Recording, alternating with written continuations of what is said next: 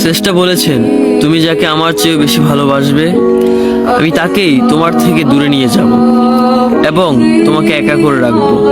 তিনি আরো বলেছেন, কখনো বলবে না তুমি তাকে ছাড়া বাঁচবে না, তবে তাকে ছাড়া আমি তোমাকে বাঁচাবো এবং পিছনের অনুগত সব আবেগ পুড়িয়ে নিয়ে তোমাকে দিব্যি সামনে নিয়ে যাব।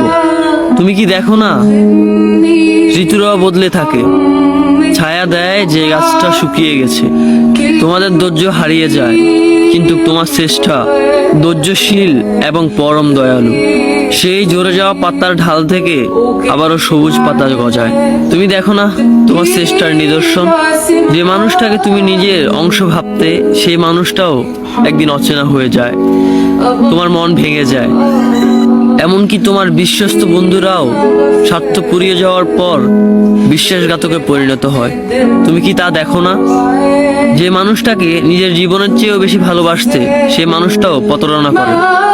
তবে তুমি কেন চেষ্টার বিমুখ হয়ে মানুষকে ভরসা করো? অদ্ভুত এই পৃথিবীতে যখন তুমি ভাবো এটা হবে না কখনোই, কিন্তু কিছুক্ষণ পর সেটাই হয়। সেটাই হবার নয় কি?